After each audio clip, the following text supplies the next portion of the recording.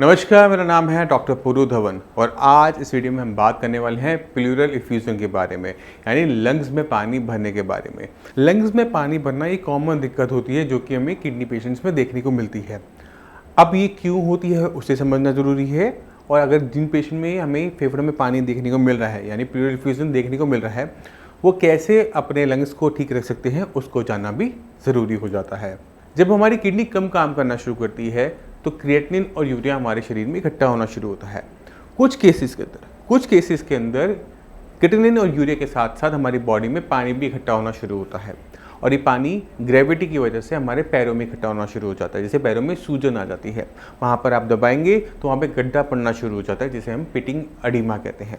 तो मेरे पास ये बॉटल है, इस बॉटल से समझने की कोशिश करते हैं। इसमें आप देखेंगे कि नीचे पानी है, जैसे पैरों में पानी होता है, मगर जैसे ही पेशेंट लेटता है तो ये पानी पेशेंट के लंग्स में पहुंचना शुरू करता है, क्योंकि इधर हमारे लंग्स हुए, इधर हमारी लेग्स हुई। जैसे ही हम लेटे तो लेग्स से तो सूजन कम हो जाएगी और वो फेफड़ों में भरना शुरू हो जाएगा। ऐसे पेशेंट को रात को सोते समय घुटन महसूस होती है, और घुटन की वजह से पेशेंट जब उठ के बैठता है तो वो ठीक होना शुरू हो जाता है।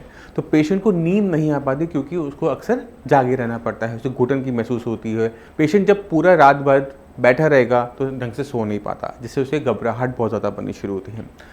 ऐसे केसेस के अंदर जब हम देखते हैं कि छाती में पानी भरना शुरू होता है, और ऐसे पेशेंट का जब हम ईसीजी करवाते हैं तो ईसीजी भी नॉर्मल नहीं आता, क्योंकि अगर इस डायग्राम की तरह आप देखें तो हमारा जो हार्ट होता है वो लंग्स के बीच में होता है।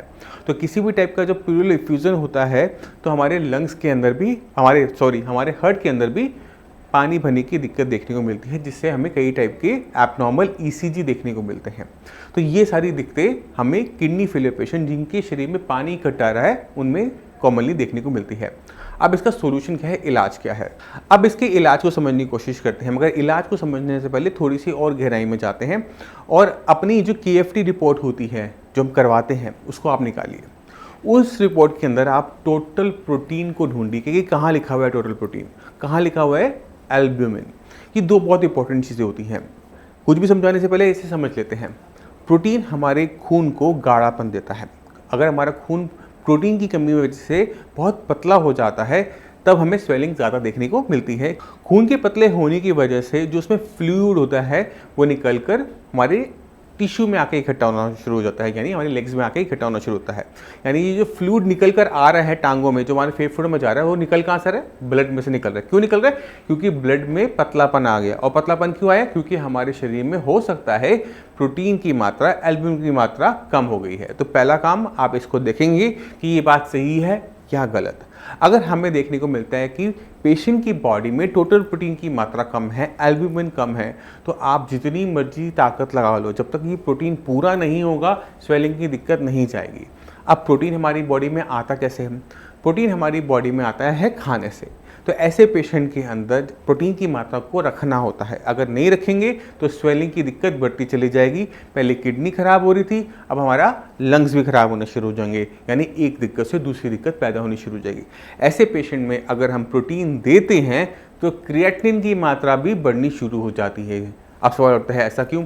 जब हम किडनी फेलियर पेशेंट को प्रोटीन देते हैं तो वो प्रोटीन जब डाइजेस्ट होकर हमारी मसल्स में जाता है तो मसल ज़्यादा मात्रा में क्रिएटिनिन बनाना शुरू करती है, और जितना ज़्यादा क्रिएटिनिन बनेगा वो रिपोर्टों में आएगा। अब मगर समझने वाली बात यह है कि यहाँ रिपोर्टों में क्रिएटिनिन की मात्रा हो सकता है बढ़े, मगर यहाँ पे किडनी खराब नहीं हो रही। आपके प्रोटीन खाने से आपकी किडनी खराब नहीं होती, सिर्फ शरीर के अंदर क्रिएटिनिन की मात्रा ज़्यादा बनती है, और ज़्यादा बनने की वजह से वो रिपोर्टों में थोड़ी सी ज़्यादा देखने को मिलती है, मगर किडनी इससे ख़राब नहीं हुई। तो ऐसे पेशेंट के अंदर हमें प्रोटीन रिच डाइट देनी पड़ती है, जिससे उनके शरीर के अंदर प्रोटीन की मात्रा बढ़े।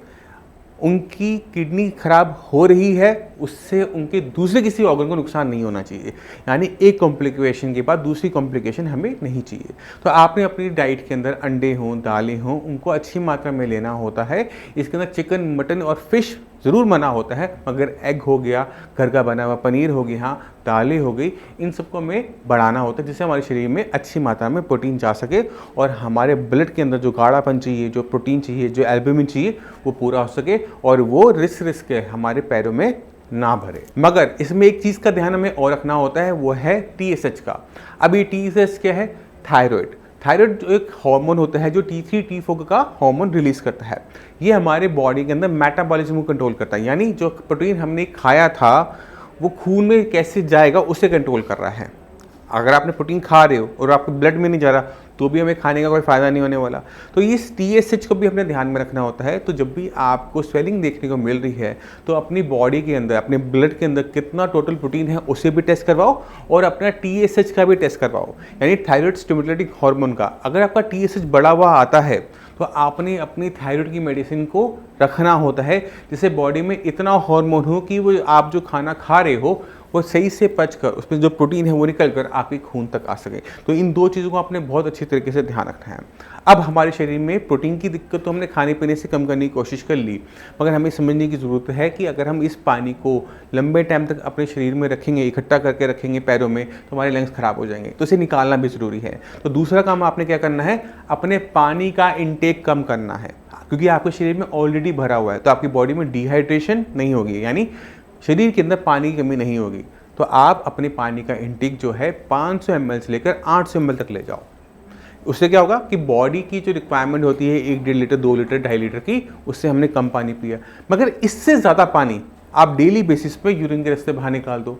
अगर आपको यूरिन कम आता है तो वहाँ पर आपको हो सकता है कि ऐसी डायूरेटिक यानी ऐसी मेडिसिन जिससे पेशाब की मात्रा बढ़ती है उसको लेने की ज़रूरत पड़ेगी। तो बहुत सारी मेडिसिन मार्केट में अवेलेबल है, डॉक्टर ने आपको रिकमेंड कर रखी होगी, अगर नहीं कर रखी तो भी आप उसे रिकमेंड करवा सकते हो, जिससे आपकी बॉडी में पानी ना भरे।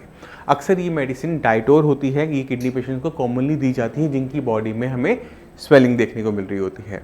तो ये चीज़ें आपने ध्यान रखनी है। पहली चीज़, अपनी बॉडी के अंदर प्रोटीन की मात्रा बढ़ानी है, अगर वो कम है। थायराइड चेक करवाना है, अगर थायराइड में कोई दिक्कत आ रही है, TSH बढ़कर आ रहा है तो थायराइड की मेडिसिन ऐड करनी है। पानी का इंटेक कम करना है और पानी का आउटपुट यानी यूरिन का आउटपुट बढ़ाना है। जब हम इन चारों चीज़ों पे एक साथ काम करते हैं तो हमारी बॉडी में पानी की मात्रा कम होने की वजह से, निकल जाने की वजह से हमारे लंग्स बच जाते हैं, यानी हमारी एक किडनी की दिक्कत दूसरी दिक्कत को पैदा नहीं कर पाता। तो आपने इन सब छोटी छोटी चीज़ों का ध्यान रखना है। अब मैं चाहता हूँ कि आप मेरे कुछ पेशेंट से मिले और जाने कि किस तरह से उन्होंने अपनी किडनी की दिक्कत को सॉल्व किया, किस तरह से क्रिएटिनिन डाउन किया, किस तरह से यूरिया डाउन किया। तो आप समझ जाएंगे कि जो डॉक्टर साहब जो बात करते हैं ना, वो बहुत पते की बात करते हैं। 3 महीने के इलाज के अंदर 1 महीने के अंदर हमने डायलिसिस बंद कर दिया और 2 महीने से कोई डायलिसिस के बिना आप आराम से सर्वाइव कर रहे हो, कोई दिक्कत नहीं, लेवल आराम से मेंटेन हो रहे हैं। बाकी जो मरीज होते हैं जो डायलिसिस करवा रहे होते हैं, करवाने वाले हैं, जिनको बहुत डर होता है किडनी फेलियर से, डायलिसिस से, उनको क्या कहना चाहोगे? मैं ये कहना चाहूँगा जी, एक बार यहाँ पे ट्राई करने में कोई मेरे लिए तो सक्सेसफुल ही हुआ, और यहाँ आएगा तो फायदा मिलेगा। नमस्कार, मेरा नाम है डॉक्टर पुरु धवन और आज आपको ऐसे पेशेंट से मिलवाएंगे जिन्होंने अपना डायलिसिस को रुकवाया। डायलिसिस रुकने से पहले इनका क्रिएटिनिन लेवल 12 के आसपास था और तकरीबन 1-2 महीने के इलाज के अंदर इनका जो डायलिसिस था वो पूरी तरह से रुका। तो मैं ज़्यादा बात नहीं करता, चलते हैं मनोज जी के पास और उनसे जानते हैं कि उनकी लाइफ में साइंस जी ने इन्हें क्या परिवर्तन किया। तो मनोज जी, आपको कब पता लगा था किडनी खराब हो रही है आपकी? मेरे को जी पता लगा था फरवरी में। फरवरी कौन सा साल? इसी साल। इसी साल में? हाँ जी। अच्छा, और लेवल क्या था तब क्रिएटिनिन के? उस टाइम तो लेवल मेरा जी बिल्कुल ही डैमेज था, मतलब डॉक्टर ने तो जवाब दे दिया था वहाँ। अच्छा। हमारे वहाँ मैंने फिर दिखाया इसमें, और एक वो था उसमें था, दोनों ने ट्रांसप्लांट के लिए बोला। ट्रांसप्लांट के लिए बोला था। और तब क्रिएटिनिन के लेवल क्या था? तो मेरा 530 तो यूरिया था। 530 यूरिया? हाँ जी। और क्रिएटिनिन 12 था शायद। 12 के आसपास था। डायलिसिस शुरू हो गया था? डायलिसिस शुरू हो गया था हर दूसरे दिन। हर दूसरे दिन, हफ्ते में 3 बार डायलिसिस होता था आपका? हाँ जी।